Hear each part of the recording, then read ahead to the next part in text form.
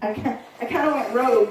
Kay, instead of, usually when Kay hugs me, Kay will say, Holy Spirit, come on down. Today, Kay just went, you went a little wild there. Facebook has landed. The cameras are good. Facebook is probably like, wow, we need to stop now because she's a little much today. It's because of the cook. No, I'm kidding. It's because on the way to church today, on the way to get Ash, I decided I was going to worship the whole way. So I found a station. I found what I told Ash was a K-Dale station. I found the K-Dale station on XM radio. I cranked it up, and the whole way to church, I was having church. So I'm sorry I'm a little ahead of you, but it's because I got an early start. And it's because as I was driving and listening to this music and singing when I knew the songs, not a lot of them I did not know. We got a lot to do starting Friday. As I was singing and I was saying, okay, God, I know there's not going to be a lot of people there today. It's Memorial Day weekend. And that's cool. It doesn't matter. As long as your spirit is with us, it'll be a great Sunday no matter what. That's right. And God, I know that there are people in my congregation who have had a rough week.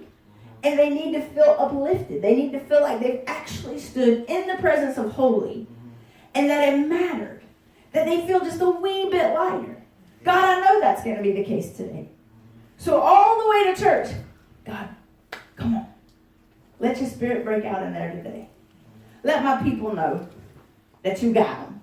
Let them know that you're sitting right there with them. And all they got to do is say, yes, God. Yes, God. So last week we talked about what? If you don't remember, I'm kidding. It's okay if you don't remember. Last week was Pentecost Sunday.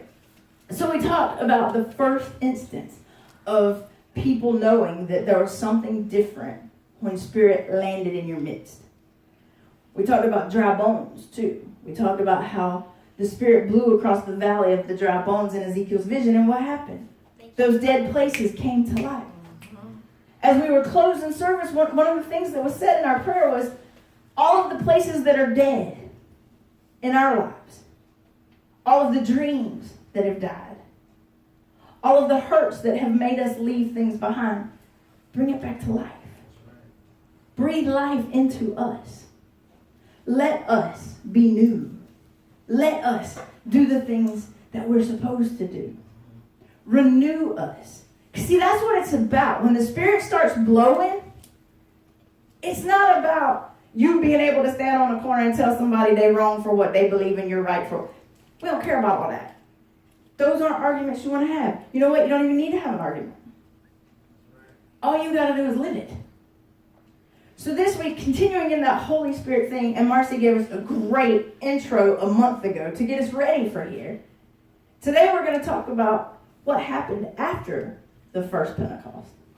So we're still in Acts chapter 2. And this starts at verse 43. Everyone around was in awe. All those wonders and signs done through the apostles. And all the believers lived in a wonderful harmony, holding everything in common.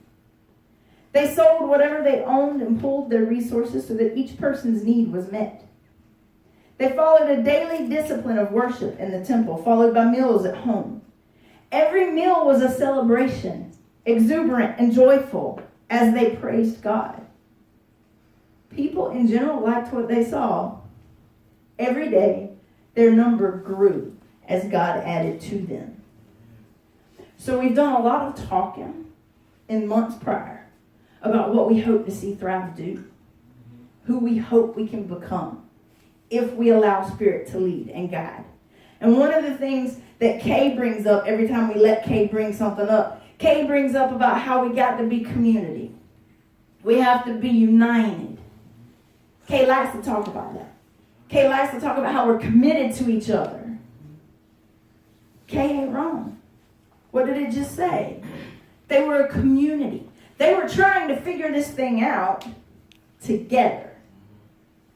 Their meals were joyful celebrations. Why? Because Spirit had broke out. They were seeing what Jesus had told them they would see. So they were joyful because if Jesus said this was going to happen and now it's happening, that means everything Jesus said, we got to bank on that. This loving one another thing, that's probably a for real big fat hairy deal, and we got to get it right. So they strived to do that. The needs of their community were met. She trying to take our money. No, that's next week. Kidding. You know why their needs were met? Because they were in community with one another. So they knew, well, so-and-so needs a ride to church. So then another person goes and picks them up. Well, so-and-so needs gas money. So when ain't nobody looking, another so-and-so slips that so-and-so some money and says, this is for your gas. Things like that. The sharing meals together, that was just another way of bonding, of being family, of being connected. Because that's what it was all about. If they were doing it and they weren't community, I believe their walk would have been harder. Because I know that if I didn't have all you, my walk would be harder. You hold me accountable. When I go stupid or sideways and say something crooked as all get out on Facebook, I'll get a message. Girl, what's wrong with you? Why did you just say that? Luckily, that hasn't happened recently. None of you have had to call me out. I've had to call my own self out a couple times. But it's because when Spirit is moving, there's this stuff that happens. Galatians chapter 5. Marcy gave y'all the highlights. Fruits of the Spirit. Y'all remember them? It's in Galatians chapter 5, verse 22. And I won't read it all. We'll just list them. Fruits of the Spirit. Love, joy, peace, patience, kindness, goodness, faithfulness, gentleness, self-control. I ain't heard nothing about separating children from their parents at the border. That's not in there. I ain't heard nothing about seeing people on the street hungry and you ain't gonna help them even though you got a car full of groceries. That ain't in there. Let's see, what else could be here? Nope, that ain't there neither. It ain't okay. It ain't okay to push people to the edges and say you don't belong. That's not there. So how do you know when your community is living as it should? Those things are present. Now, are you always going to get all of those things right? No. Why? Because you're human. So there will be moments where you'll be doing really good with you've been kind. Like, it was easy. It was an easy week for you to be kind to every person that came into your realm. But then at the end of the week, you feel like your tank is tapped out. And somebody comes to you for one more thing. And that one more thing is one more thing too many. And your patience goes, it breaks. Is everything you did up to then negated? No, you just messed up. So what happens then? You say, Spirit, I kind of flubbed that up. So can you help me get this thing back on track? Can you help me get this thing going the way it's supposed to go again? And as each of us goes through these things, and we do this daily, because it is a daily struggle, trust me. As daily you're saying, help me be loved, help me love people, help me be kind, help me be gentle, help me be patient. As you're doing those individual things, what happens to this community of people? We're all the better for it. Because that means individually you're seeking. Individually you're saying, holy yes. Yes, I'll do that. I'll leave my yuck and claim the good stuff. And I'll show good to everybody I meet. And even on my bad days, I'll try to remember that you've got me. And I am blessed. There's a song, Kate, you used to come in singing, talking about I am blessed. Something about from the rising of the sun, the something, you are blessed. It was a good song. Oh, it's a good song. And individually, as you're doing these things, as you're seeking, then you come together in community. And what happens? Somebody has a bad day or they've had a bad week. you're able to look at them and go, sucks. But holy is bigger than all that. So you lean on me for a little while. You lean on me for a little while and I'll carry you. We'll get through it together. Together. Because that's what the early church got right. They knew they had to be together. They had to be in community. Because what happened if they weren't? Different world than what we live in. There was not social media to keep them connected. And Rome. Rome was in control. Anybody watch any movies on Rome? Y'all know how vicious Rome was? Okay, good. Rome ruled. So if they weren't together, if they were off by themselves as individuals, Rome stood a better chance of going, if you tell me you believe that, I'll get rid of you. And on one-on-one intimidation, I don't know, maybe you get kind of scared. You're like, okay, well, I'm good, Rome, I'm good. Don't worry about me. I ain't no trouble at all, no trouble at all. Look the other way. I'm good. But when they were together, they were able to face the empire. They were able to face every challenge that came. Why? Because when one person felt like they were weak, there was a community of believers saying, we've got you.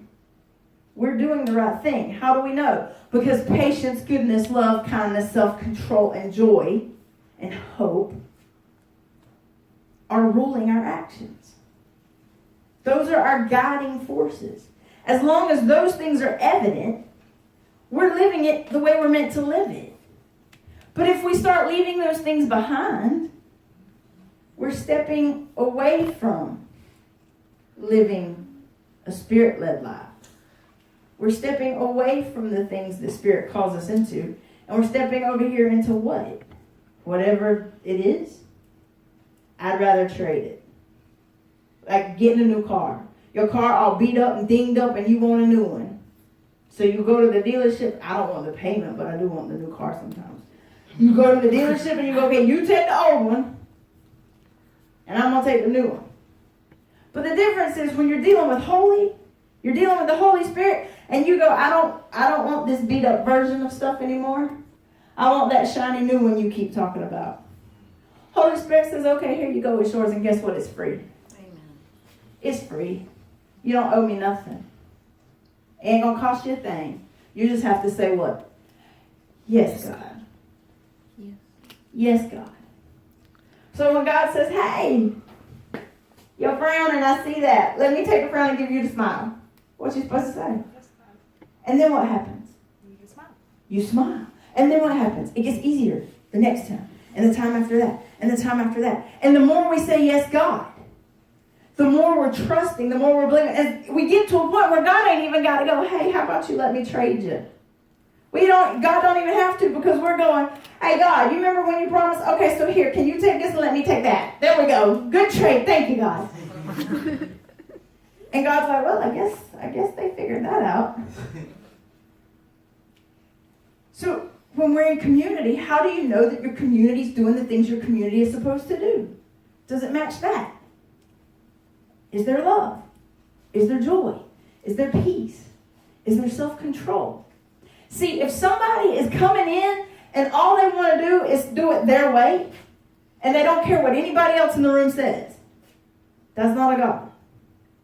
If somebody comes in and says, okay, I know y'all the gay church, but we're going to get rid of that now.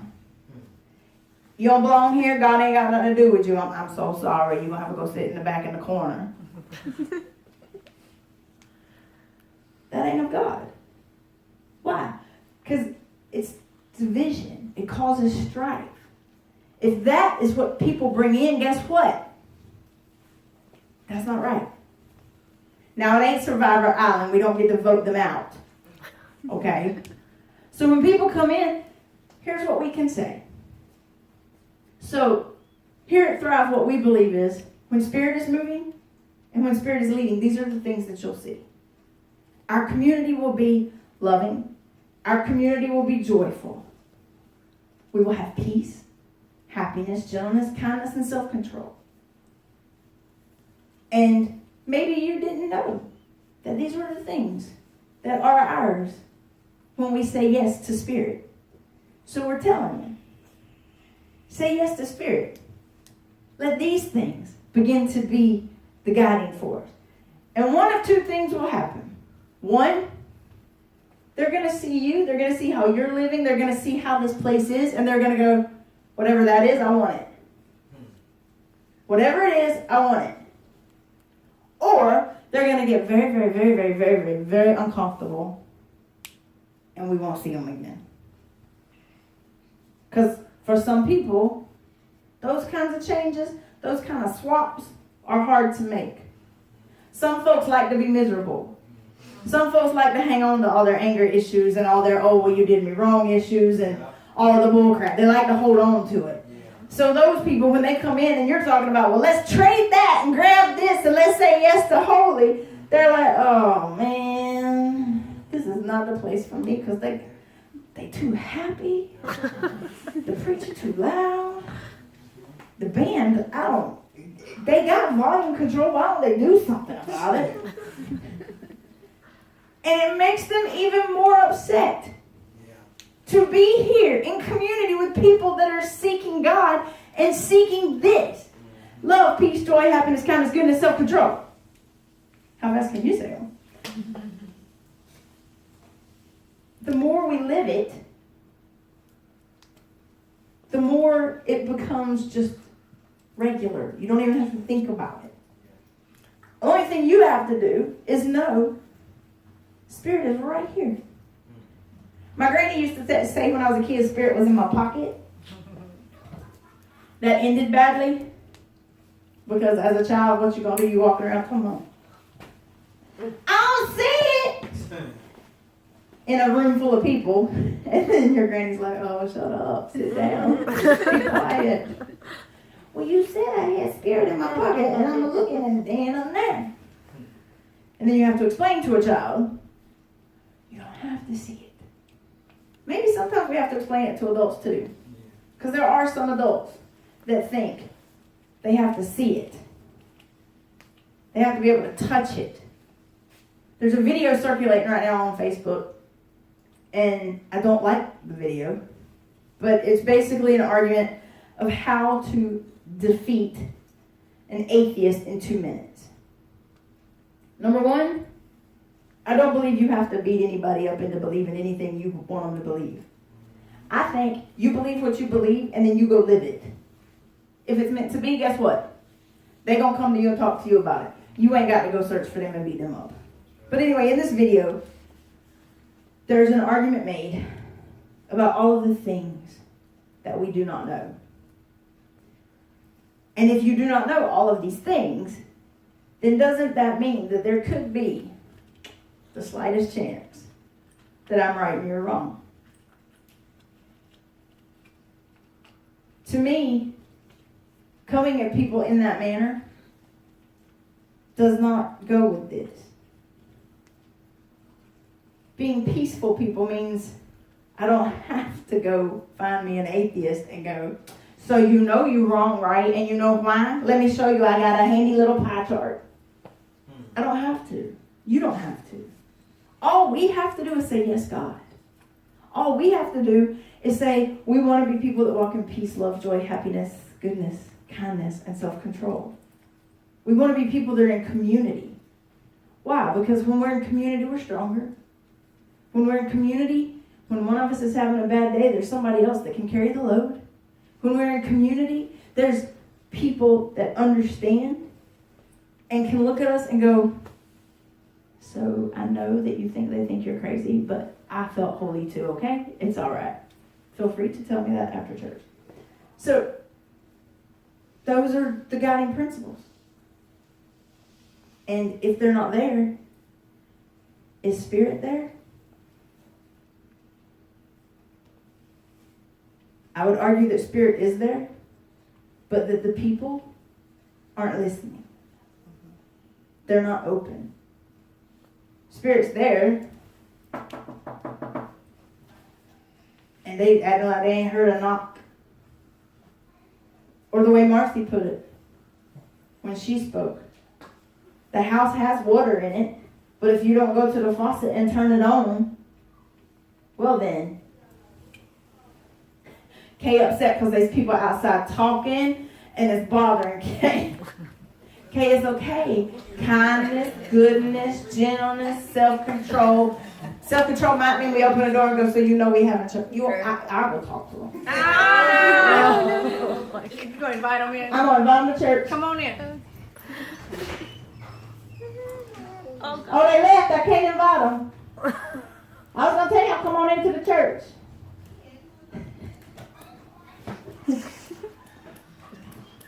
They was leaving, sorry. But I was going to invite them. So, love, peace, patience, kindness, gentleness, self-control. There's one missing. What is it? I missed one. Goodness or faithfulness. Oh, now we're going to play popcorn church. Ready? You name one? Love. Okay, you name one. Joy. You name one. We already got love. Name another one. There you go. Goodness. Kindness. Okay? Well, yeah, that's everywhere. So we're going to accept that one. Let me just go on to the adults in the room because the chair going to throw some crazy stuff at me. Now I don't forgot what we had. You said love. Joy. Joy. Peace. Right? Marcy said kindness. I said kindness. No, Connie said kindness. You said goodness. All right. Self-control. What else? Gentleness. That's right. Hey, a kid got it right. Wow. Faithfulness and patience. And if those things are here, what are we doing right? Yes, God. Yes, God. Yes, God. I'm going to give up the yuck and I'm going to hold on to the good. I'm going to say I'm blessed because you said I'm blessed. I'm going to stand in it. I'm going to believe it. And that means if I'm standing in it and believing it, guess what that means? It's changing me. I'm moving through the world in a different way than I moved through the world before. And what happens? People see it. People notice it. The other thing that happens is I get really, really happy and talk really, really loud sometimes. But people notice that you're moving through the world differently.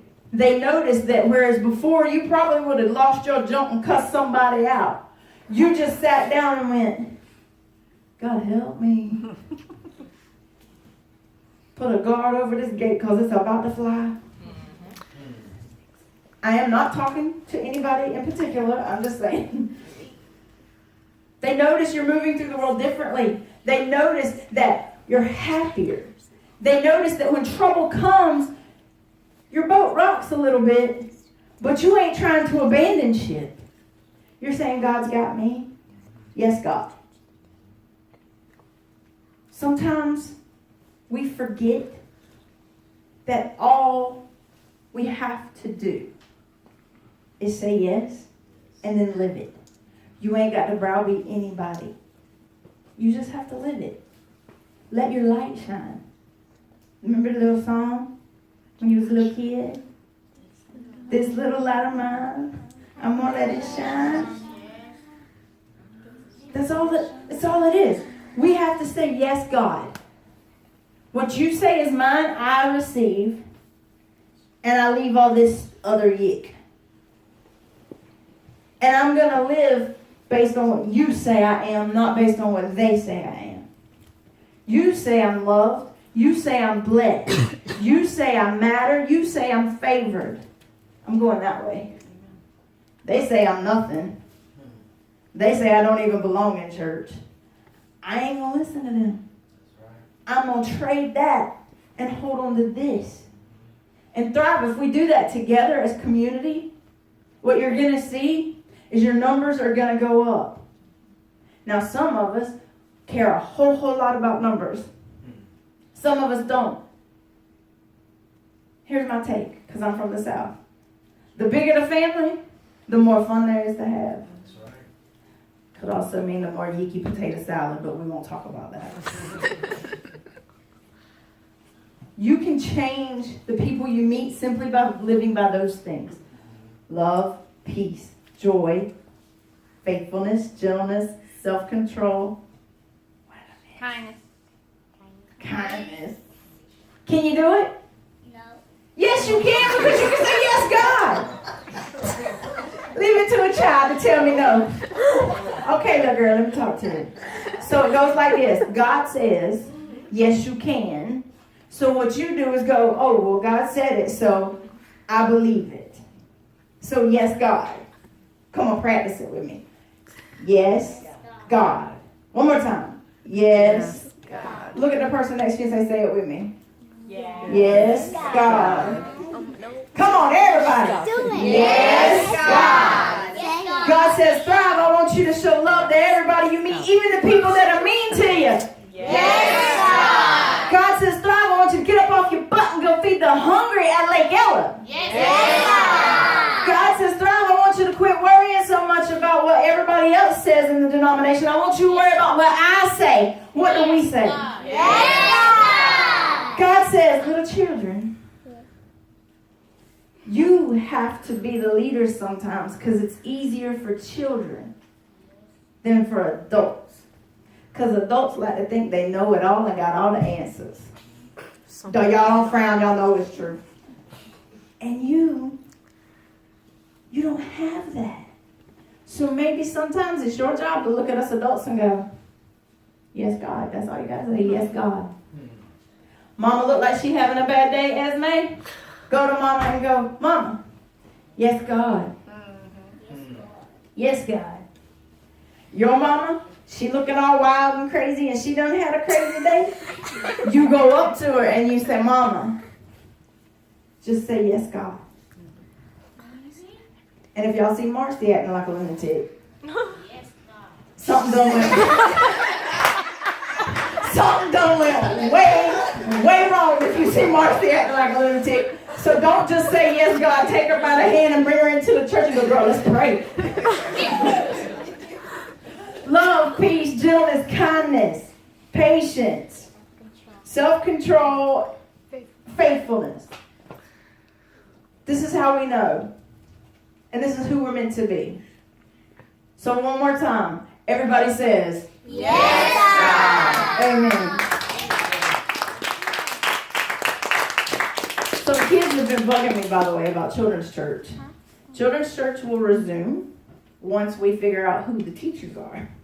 Right now, we're down to only 2 people are willing to participate. So if you have a heart for children, want to work with children, be sure to get with me and let me know, or with another board member. Okay. Thank you. Just say, yes, God. Yes, God, I'll go work with them children.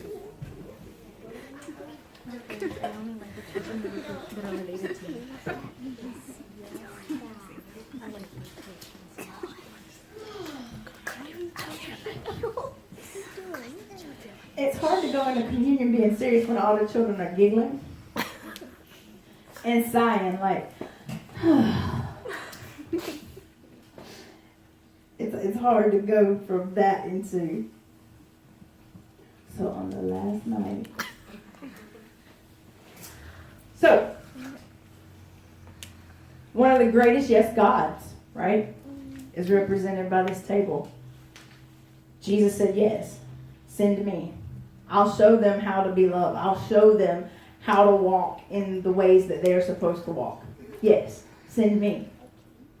And it led to the table. It led to that last night where Jesus was together with all of his friends, all of his family, all the people that he loved. And he had to give them strength, and he had to give them courage, and he had to find a way to let them know they were going to be okay. So he made promises.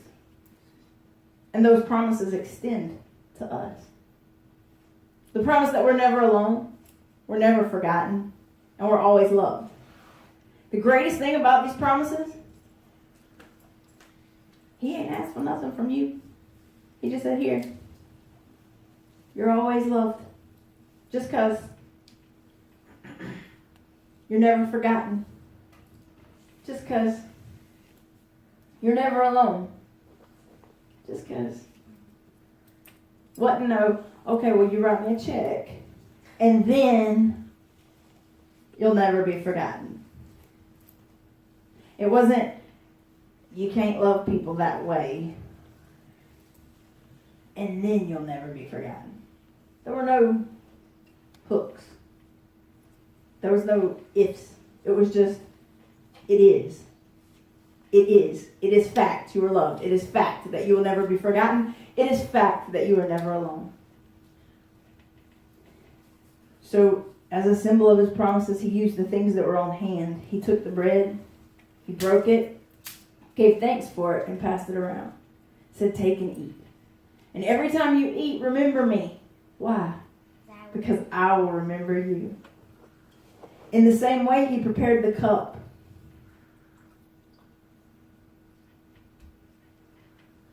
He offered it, gave thanks for it, passed it around. Take and drink. And every time you drink of this from now on, remember me. Because I will remember you. Those are the promises. And we wouldn't have had the promises if there was never that, yes, God. Yes, God, send me. Yes, God, let me teach them how to love one another. Yes, God, let me show them what it means to seek with their whole heart. We received the promises because of yes, God.